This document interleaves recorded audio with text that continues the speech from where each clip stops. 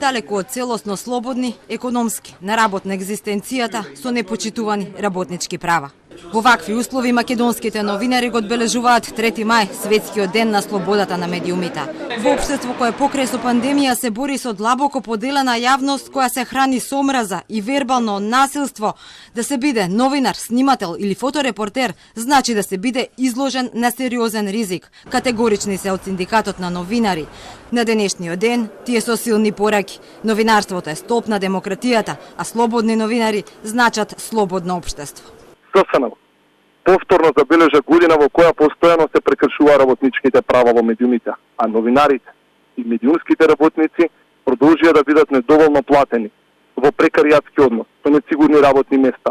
Девизата дека уплашени економски и социјално несигурни новинари и медиумски работници не може професионално да извршуваат својата основна задача, одбрана на јавниот интерес, за жал е актуелна и денеска. Затоа сметаме дека само со зајакнување на работничките права и на социјоекономската состојба на новинарите ќе придонесеме кон поголема слобода на медиумите и попрофесионални медиумски производи.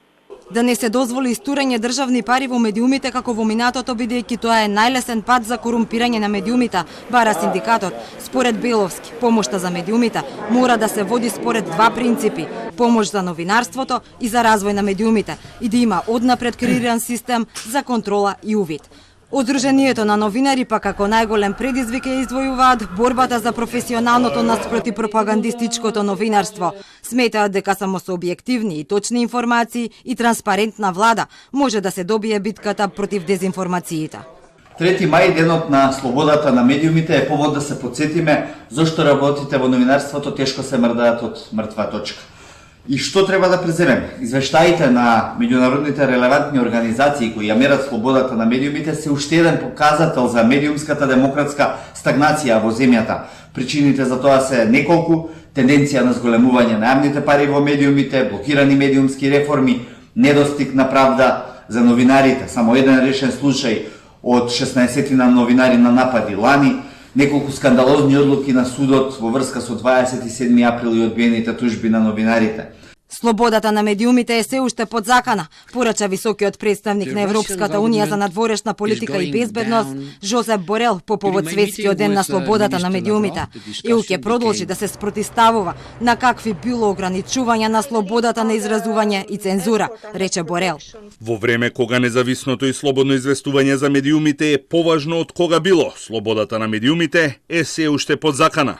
Новинарите продолжуваат да имаат тешки работни услови со зголемен финансиски и политички притисок, надзор, арбитрирани затворски казни или се изложени на насилство заради вршење на својата работа.